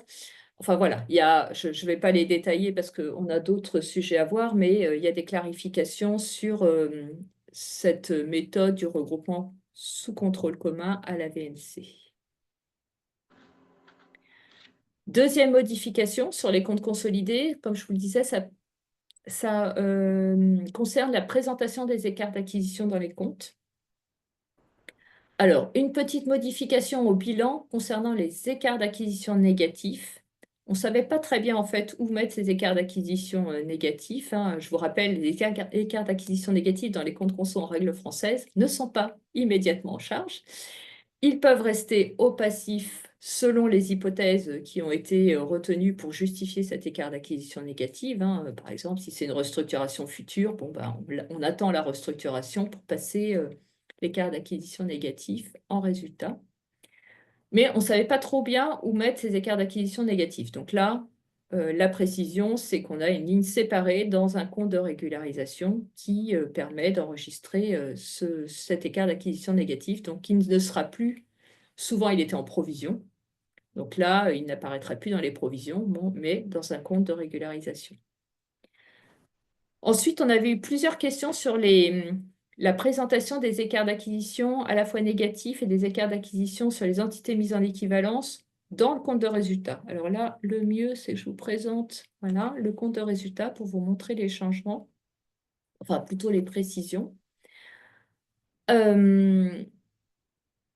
ce qui concerne les écarts d'acquisition négatifs, il a été intégré. Alors, vous voyez en rouge, en fait, les changements par rapport à aujourd'hui. Les modifications. Voilà, les modifications par rapport à aujourd'hui. Donc, concernant les écarts d'acquisition négatifs, ce que vous voyez, c'est qu'il y a une nouvelle ligne qui a été créée dans la rubrique, on va dire, écart d'acquisition, qui précise spécifiquement la position des reprises d'écarts d'acquisition négatifs liés aux entités intégrées. Donc voilà, maintenant on a une ligne, on sait où les mettre. En fait, avant, on ne savait pas trop où les mettre, et comme il n'y avait pas de ligne produit, donc reprise, on avait tendance à se dire que la seule possibilité de les mettre avant l'amortissement des écarts d'acquisition. Donc là, on a une ligne prévue, et du coup, il est logique d'avoir l'amortissement des écarts d'acquisition positifs, et puis, au même endroit, la reprise des écarts d'acquisition négatifs. Autre question qui s'était posée, c'était de se dire, pour les amortissements, alors, des écarts d'acquisition liés au titre mis en équivalence. Alors, je vous rappelle qu'en règle française, je le rappelle parce que ce n'est pas évident. En règle française, les titres mis en équivalence au bilan, on distingue les titres mis en équivalence, et les écarts d'acquisition sur ces titres mis en équivalence sont présentés au même niveau que les écarts d'acquisition sur les entités intégrées globalement. Donc, il y a vraiment une distinction au bilan. Et donc, la question qui se posait, c'était de se dire, puisque les écarts d'acquisition de ces titres mis en équivalence, enfin, ces entités mises en équivalence, sont au même endroit que les écarts d'acquisition des entités intégrées, est-ce que leur amortissement doit être inclus dans l'amortissement, sur la ligne amortissement des écarts d'acquisition? Et donc, l'ANC répond en clarifiant ce point-là et en disant que l'amortissement des écarts d'acquisition des entités mises en équivalence est à intégrer au résultat net lié aux entités mises en équivalence. Donc, tout en bas, vous voyez dans le compte de résultat, hein, le résultat net lié aux entités mises en équivalence est en dessous du résultat des entités intégrées. Et donc, c'est bien également ici, sur cette même ligne, qu'on va intégrer l'amortissement des écarts d'acquisition liés aux mises en équivalence. Voilà. Deux petites précisions pratiques de présentation qui vont juste simplifier les débats, en fait, hein. Donc, comme je vous l'ai dit, date d'entrée en vigueur 1er janvier 2025, avec une possibilité d'appliquer par anticipation les regroupements sous contrôle commun aux opérations qui seront réalisées en 2025. Bon, voilà, en gros. Et ensuite, il y a des modalités pratiques sur la présentation des comparatifs, mais vu le temps, je préfère qu'on consacre un peu plus de temps à ce qui reste. Voilà, enfin, au sujet suivant. Je te repasse la parole, Nathalie. Oui, merci. Oui, alors là aussi, je vais aller parce que vu le temps quand même qu'on puisse échanger et répondre à vos questions. L'ANC a adopté très récemment, vendredi 7 janvier, un règlement, toujours en cours d'homologation, enfin lui aussi en cours d'homologation, concernant l'introduction d'une information dans l'annexe relative aux honoraires de certification des informations en matière de durabilité. Dans un but en fait de transparence, l'ANC a décidé et jugé que c'était important de pouvoir faire figurer ces honoraires de la même façon qu'on peut voir le montant des honoraires de certification des comptes. Donc, le règlement en cours d'homologation, mais il est normalement, enfin voilà, une fois homologué, eh bien, il s'appliquera aux exercices ouverts, en cours à sa date de publication. Et donc, l'idée, c'est que pour les comptes annuels et les comptes consolidés établis sur les normes comptables françaises, on va, à la formation actuelle qui existe concernant les commissaires aux comptes qui certifient les comptes, on va ajouter une ligne mentionnant le montant des honoraires de certification des informations de durabilité si ceux ou ces commissaires en compte en ont la charge, en fait, ce qui est dans la pratique peut-être plus souvent le cas. Et puis, on vient compléter aussi l'information pour que lorsque ces honoraires de certification des informations en matière de durabilité sont versés à un commissaire aux comptes qui ne certifie pas les comptes ou à un organisme tiers indépendant, on mentionnera cette information au titre de ceux ou de ces personnes. Donc là, c'est information dans les comptes annuels et comptes consolidés établis selon les normes comptables françaises. Pour les comptes consolidés établis selon les normes comptables internationales, on a un règlement sur le sujet qui prévoit d'ores et déjà des informations sur les honoraires des commissaires aux comptes qui certifient les comptes. Et bien là, à l'instar de ce qu'on fait pour les comptes annuels et les comptes consolidés établis en normes comptables françaises, on va ajouter une information sur les honoraires de certification des informations en matière de durabilité, si, eh bien, comment dire, si elles existent. Et par contre, pour le cas où la certification de l'état de durabilité, des informations en matière de durabilité, eh bien, est confiée à un OTI ou à un commissaire aux comptes, mais qui est différent de celui qui certifie les comptes.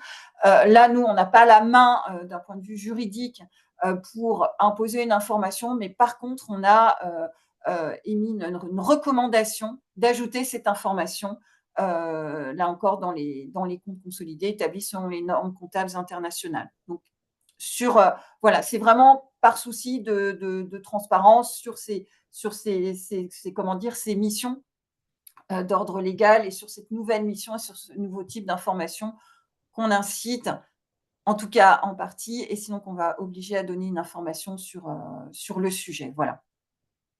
Donc, ça veut dire que concrètement, quand on est CAC certifiant, enfin, quand le CAC certifiant les comptes certifie également le rapport de durabilité, il y aura 3 lignes dans l'annexe.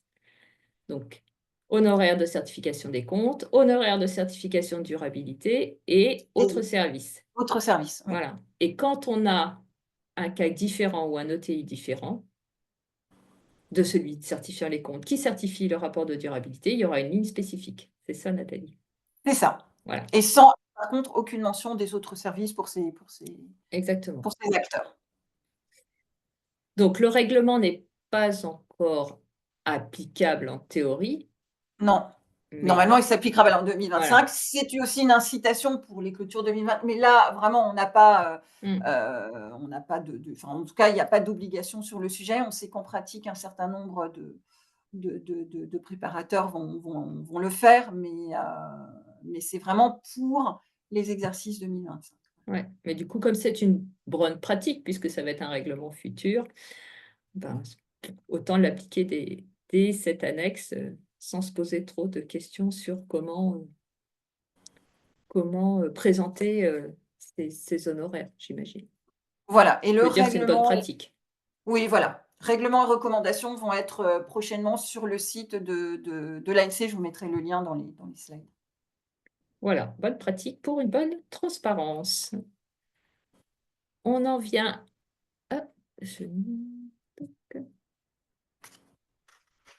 aux travaux en cours et aux perspectives pour clore cette conférence. Voilà, peut-être très rapidement. Alors, je vais vous parler. Voilà, on a un projet au long cours qui porte sur le chiffre d'affaires et les produits des ventes de biens et de services. On a mené une nouvelle consultation. On en avait fait une déjà auparavant dans le passé, mais on en a fait une dernièrement de juin à fin octobre 2024 sur un nouveau projet relatif à ces dispositions. Et au vu des réponses, on en a reçu 20 qui sont d'ailleurs publiées sur le site. Et notamment, voilà, comment dire, de soucis de ne pas déstabiliser, de ne pas créer d'incertitudes là où il ne devrait pas y en avoir. Le collège de l'ANC a décidé comment dire, de distinguer en fait, parce qu'au sein du règlement, enfin du projet, pardon, il y a 2 sujets. Il y avait une définition de l'agrégat chiffre d'affaires et puis d'autre part les règles de comptabilisation des produits, des ventes de biens et de services. Eh bien, pour le premier sujet, la définition de l'agrégat du chiffre d'affaires, le collège décide de mettre de côté à ce stade ces travaux, et donc il n'y aura pas de modification de la définition existante avec voilà, ses avantages et ses inconvénients, mais il semble que voilà, un certain nombre de répondants, d'intervenants et de parties prenantes préfèrent qu'on laisse, voilà, qu'on stabilise la définition, qu'on laisse en tout cas en l'état la définition du chiffre d'affaires telle qu'elle figure dans le plan comptable général. Et puis par contre, sur l'autre point, comment dire, les règles de comptabilisation des produits, des ventes et des biens et de services, le collège lui décide de poursuivre ses travaux, notamment parce qu'il n'y a rien dans le plan comptable général pour le moment, contrairement peut-être à l'autre sujet, et au moins de tenir compte en fait des commentaires techniques qu'on a pu recevoir en vue d'en tirer les conséquences au premier semestre 2025. Donc on est en train de revoir, disons, tous les commentaires d'amélioration technique des grandes lignes de règles de comptabilisation des produits, des ventes de biens et de services, pour essayer d'en tirer voilà, des éléments qui permettent de peut-être améliorer la pédagogie, la bonne compréhension du texte, qui a vocation en fait à reprendre les bonnes pratiques actuelles en fait, plus qu'autre chose. Et peut-être un point, alors donc sur ces deux aspects, il y a un communiqué de l'ANC en date du 23 janvier 2025 qui a été publié sur notre site et qui, en tout cas, rend public en tout cas déjà cet arbitrage concernant notamment l'agrégat chiffre d'affaires. Sur les travaux sur la comptabilisation des produits, on poursuit, on va préciser. Ensuite, le collège prendra une décision définitive dans un sens ou dans un autre.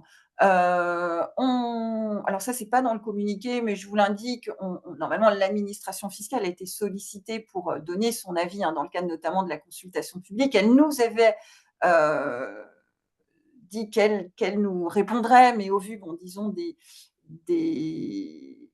atermoiements de l'actualité politique, les lois de finances, elle n'a pas pu le faire et on ne sait pas pour le moment si elle le fera. On va la solliciter en fait sur 3 points pour vraiment, obtenir de sa part son point de vue sur 3 ou 4 points spécifiques du règlement, et en fonction de son retour, on en tirera les conséquences. Voilà, donc des travaux qui se poursuivent, mais en tout état de cause, en tout cas, il y aura une décision définitive, en tout cas, dans le courant de l'année 2025.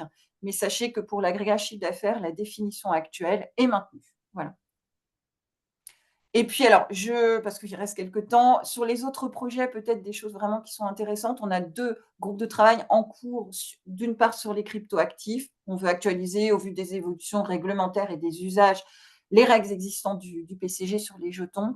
Et puis, en complément, dans la poursuite en fait de toutes les interrogations sur tout ce qui est durabilité, impact des dispositifs liés notamment à la compensation carbone. On a un groupe de travail sur justement la comptabilisation des dispositifs de compensation carbone qui est en cours.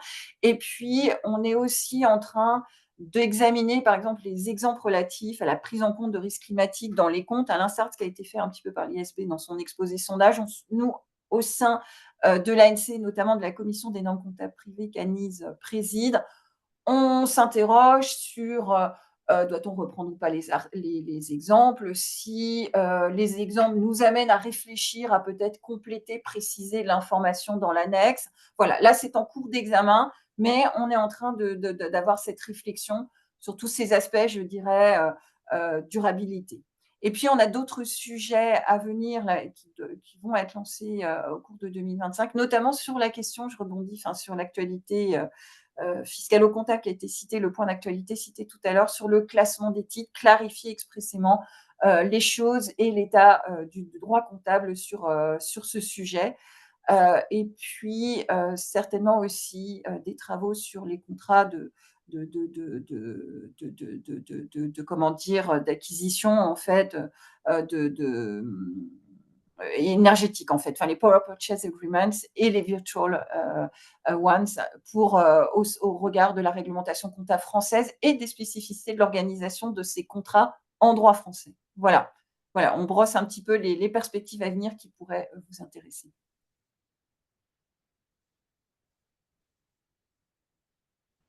Voilà pour ce point d'actualité. Je ne sais pas s'il y a des questions auxquelles on n'a pas répondu.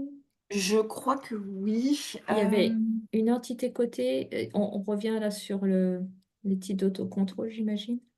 Quand une entité cotée accorde ses propres actions sur le marché dans l'objectif de les remettre à ses salariés en rémunération, aucune charge ne sera comptabilisée. Alors, non.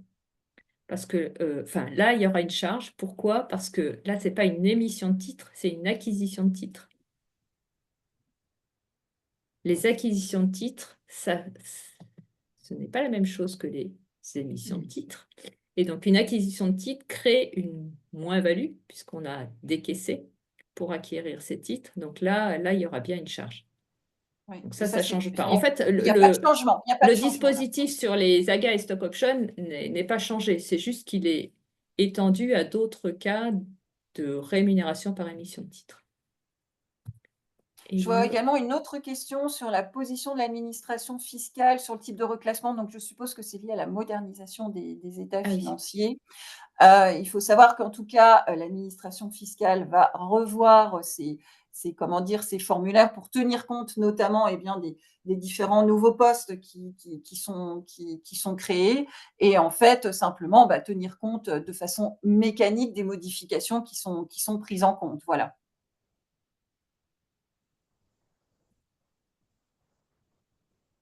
Est-ce qu'il y a d'autres questions? Bon, écoute, peut-être Ouais. on peut encore laisser 5 minutes pour d'autres questions maintenant que vous avez. En tous les cas, un grand merci parce que c'est très très clair. Alors, un petit clin d'œil, Annelise. Je suis plus clair après cette conférence qu'après celle qui avait été faite sur Pilier 2. Mais bon, les enjeux étaient un peu différents et les choses C'est pas beaucoup la plus. même. On est d'accord. Et donc, non, ça n'a rien à voir avec la qualité des conférenciers, bien évidemment. Mais en tout cas, Non, vous, c'est le dispositif voilà, lui-même. vous avez su rendre les choses parfaitement claires et très didactiques.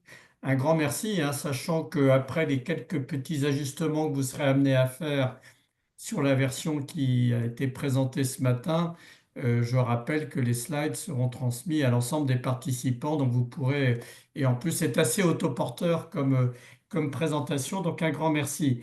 Alors, un regret, mais c'est que je constate qu'au travers de votre présentation, on continue quand même à avoir des divergences. Enfin, on va pas alors, je ne sais pas si c'est un regret, je ne veux pas porter de jugement de valeur. Je constate juste qu'on ne va pas vers un alignement des normes françaises vers les IFRS, sachant que l'inverse, malheureusement, sera compliqué. Et donc, je note notamment ce que vous aviez évoqué sur tout ce qui tourne autour des SAS, par Mm. exemple, où là, il y a une distorsion sur les coûts. Et puis, bien évidemment, sur ce qu'on vient d'évoquer sur les services rémunérés en titre. Mais bon, il y en a d'autres. Mais bon, voilà, c'est un constat. Je ne porte pas de jugement de valeur. Sur Pilier 2, je rappelle qu'il y a une conférence que tu animeras en mai, je crois, enfin qui est prévue, hein, Anne-Lise. La date reste également à caler, mais Ouais, ça. en tous les cas, on y reviendra.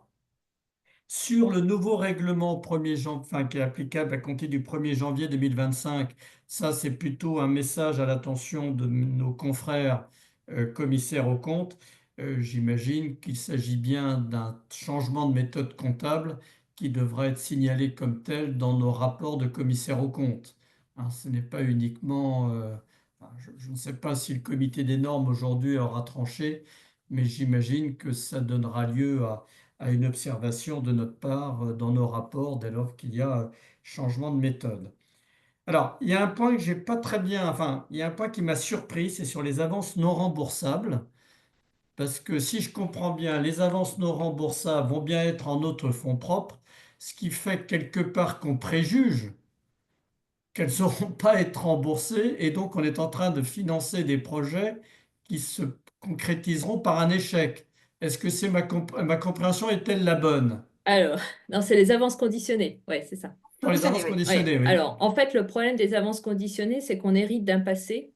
Euh, alors, les avances Mm. conditionnées ne sont pas des fonds non remboursables, qu'on soit clair. C'est en dehors. Ouais. Mais en fait, on hérite d'un passé. Le Code de commerce les citait expressément comme des autres fonds propres. J'imagine que c'était pour inciter à l'innovation et au projet. Donc voilà, c'est un peu un héritage. Et Et on donc est du coup, contraint par. voilà, Ouais. sur lesquels on est un peu contraint. Et donc dans les D'accord. autres fonds propres, il y a effectivement cette catégorie, avances conditionnées, mais qu'on distingue bien des fonds non remboursables. Ouais. Voilà, c'est comme le droit du concédant, hein, c'est particulier, Oui, c'est à oui. part.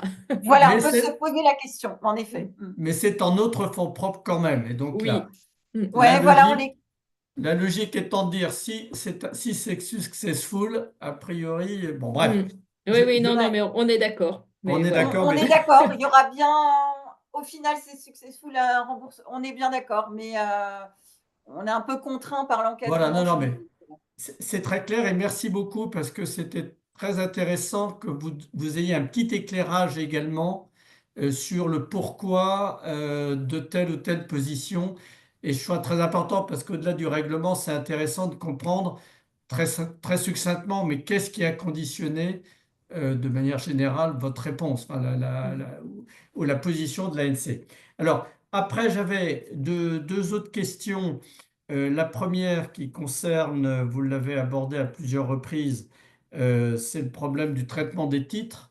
Et c'est vrai que les dernières jurisprudences fiscales font toujours un petit peu peur. Moi, ce que je note avec plaisir, c'est que visiblement, ce qui me paraît logique et cohérent, puisque normalement la position comptable devrait conduire à une position fiscale. Et donc, je note avec plaisir que sur les deux cas que l'administration a dû trancher, s'est bien rapprochée de l'ANC. Bon, reste quand même un certain nombre d'incertitudes. Et donc, je note à Nathalie, vous l'avez rappelé, que normalement, c'est bien à l'ordre du jour de 2025. Donc, on peut espérer qu'en 2025, on aura une position claire sur l'ensemble de ces questions susceptibles d'être portées sur ces problèmes de reclassement de titres. Oui, en tout cas, de clarifier, d'avoir une règle unique. On ne sait pas dans quel sens elle ira, mais en tout cas, de bien clarifier les choses, s'il y a possibilité de reclassement ou pas, si oui, dans quel cadre. Donc vraiment, c'est l'idée voilà, d'éviter, enfin, de donner un peu de stabilité juridique, de clarté juridique, en tout cas du point de vue comptable, en effet. Alors, petite précision, hein, ce sera certainement un règlement. Et du coup, ce sera pour le futur. Je veux dire, ça Oui, ne réglera pas les contentieux du les passé. contentieux, oui. Bien sûr. Et dernier point, et ça change de l'habitude, mais je signale, et tout le monde le sait, que l'ANC a beaucoup travaillé sur toutes les problématiques de durabilité, hein. Ça reste un champ qui est très important pour l'ANC et son président est très investi sur le sujet. Vous en avez volontairement pas parlé parce qu'on ne peut pas tout traiter. En revanche, il y a des travaux, hein, je pense, sur la connectivité qui sont actuellement en cours. Et comme il y en a d'ailleurs au niveau de l'ISSB, et faudra-t-il s'attendre, j'imagine, à de l'information dans les comptes consolidés sur des questions d'impact, de plan de transition, de prise en compte des enjeux climatiques dans l'évaluation des actifs, enfin ce genre de questions, j'imagine, elles vont être également à l'ordre du jour en 2025. Nathalie, on t'entend pas. On Nathalie, vous entend pas. t'as plus de son. Pardon, pourtant Voilà, j'ai du voilà, c'est son. bon. Ah voilà, C'est bon, je bon. ne sais pas ce qui s'est passé. Non, pour le moment, donc sur question de connectivité en tant que telle, on les prend, on les embarque. Là, on est actuellement en train de travailler dessus au travers des exemples que l'ISB a développés de son propre côté pour se dire qu'en serait-il au regard des règles comptables françaises et au regard de cela, des conclusions, des examens, enfin de l'analyse qu'on est en train d'en faire, c'est en tirer des conclusions. Est-ce qu'il faut, donc justement, comme je l'indiquais, peut-être compléter l'information d'annexe et là modifier peut-être les dispositions réglementaires? Est-ce que simplement, dans certains cas, seuls des exemples suffiraient, mais est-ce que c'est que pour la durabilité ou pour d'autres choses?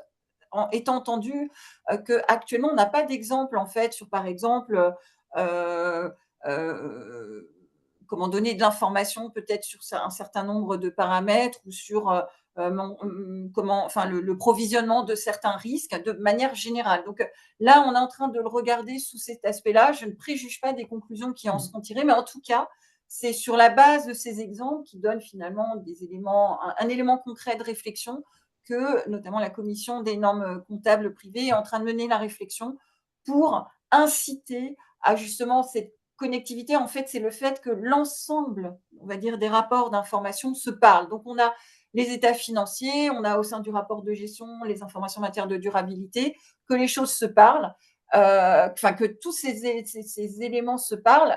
On n'est pas encore arrivé à la conclusion de qu'est-ce qu'il faut mettre exactement dans les comptes. Est-ce que tout doit être dans les comptes?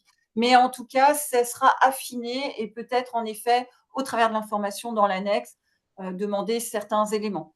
Est-ce que ça sera spécifique à des impacts climatiques ou autres? Je n'en sais rien. Est-ce que ça ne sera pas sous forme peut-être plus générique? Enfin voilà, là, c'est un peu prématuré pour en parler, mais en tout cas, se doter des outils qui permettront cette connectivité en tant que telle, mais pas, je tiens à le souligner, c'est vraiment, enfin, l'autorité des normes comptables est très sensible à ce sujet et en même temps sensible au fait d'avoir un bon équilibre. Les comptes Oui. ne doivent pas comment dire,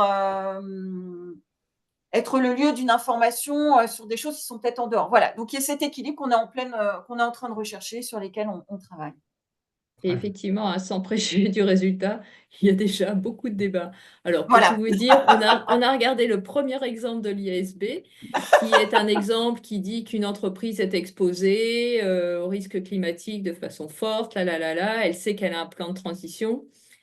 Doit-elle mettre une information en annexe? Et donc l'IASB dit, alors que ça n'a pas d'impact sur les comptes. et elle n'a pas d'impact sur... Voilà. Voilà, et ça n'a pas d'impact sur le plan de transition n'a pas d'impact sur les comptes. Donc l'ISB conclut, bah oui, parce que le fait de dire que ça n'a pas d'impact sur les Ouais, comptes, c'est comme une elle est exposée, information. voilà, c'est une information. Donc, C'est un- première réunion de la CNP sur cet exemple. Bon, on est resté scotché pendant 2 heures sur l'exemple et voilà, on a du mal déjà à être d'accord sur le fait que dans ce cas-là, enfin, est-ce que le fait de dire que ça n'a pas d'impact sur les comptes est une information à mettre en annexe ou pas? Voilà. Ben, c'est déjà tout un sujet Oui, en soi. Voilà. Ouais. Donc c'est juste pour illustrer le oui, fait que oui. même l'information en annexe, ce n'est quand même vraiment pas simple de juger ce qui est pertinent, non pertinent par rapport au compte. Ok. Bah, écoutez, il n'y a pas d'autres questions qui sont apparues. En revanche, merci pour cette excellente présentation. C'est écrit. Donc voilà, donc ça a permis à certains participants d'exprimer par écrit leur satisfaction, que je vous réitère de façon très orale. Un grand merci à vous deux. Et puis, bon, bah, on aura l'occasion de vous réavoir soit d'ici la fin de l'année, soit en tous les cas, on remettra une autre conférence en début d'année, car on l'avait oublié, cette conférence sur les principes comptables français.